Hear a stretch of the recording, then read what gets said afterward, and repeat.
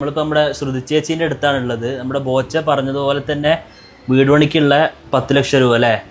ചേച്ചിക്ക് എന്താ പറയാനുള്ളത്? സന്തോഷമായില്ലേ? വളരെയധികം സന്തോഷമുണ്ട്. പക്ഷെ ആദ്യം വീട് വെച്ചേരാന്നാ പറഞ്ഞത്. പിന്നെ പറഞ്ഞ് വീടിൻ്റെ ആവശ്യങ്ങൾക്കായിട്ട് എന്താ ശ്രുതിൻ്റെ ഇഷ്ടമുള്ളതുപോലെ ചെയ്യാൻ പറഞ്ഞിട്ടാണ് എനിക്ക് ക്യാഷ് തന്നിട്ടുള്ളത്. ഭയങ്കര അധികം സന്തോഷമുണ്ട്, പറഞ്ഞറിയിക്കാൻ പറ്റൂല.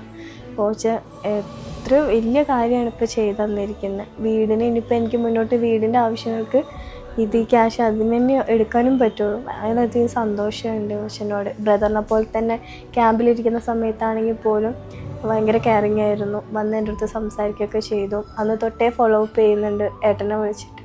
വളരെ സന്തോഷമുണ്ട്. ആരോഗ്യ പ്രശ്നം പറഞ്ഞാൽ പെയിൻ മാത്രമേ ഉള്ളൂ. ജസ്റ്റ് പെയിൻ ഉണ്ട്, വേറെ കമ്പിയും കൊണ്ടുള്ള ബുദ്ധിമുട്ടൊന്നുമില്ല. ഹോസ്പിറ്റലിൽ ഇപ്പോൾ പോയിട്ട് വന്നേ ഉള്ളൂ.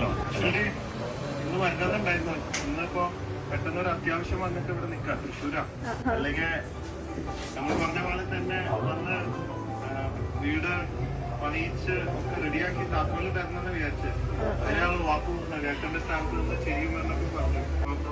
ഇന്ന് തിരക്കായതുകൊണ്ട് ഞാൻ ഒരു 10 ലക്ഷത്തിന്റെ ചെക്ക് അങ്ങനെ ഏൽപ്പിക്കുകയാണ്. വീട്ടിൽ കൂടുതൽ നമ്മളെ വിളിക്കാൻ മറക്കരുത്. ധൈര്യമായിട്ടിരുന്നോ. നമുക്ക് നഷ്ടപ്പെട്ടൊക്കെ നഷ്ടപ്പെട്ടു. ഞാനും എന്റെ ഫാദർ നഷ്ടപ്പെട്ടിട്ട് ഒരുപാട് കരഞ്ഞ് വിഷമിച്ചിരിക്കുന്ന ആളാണ്.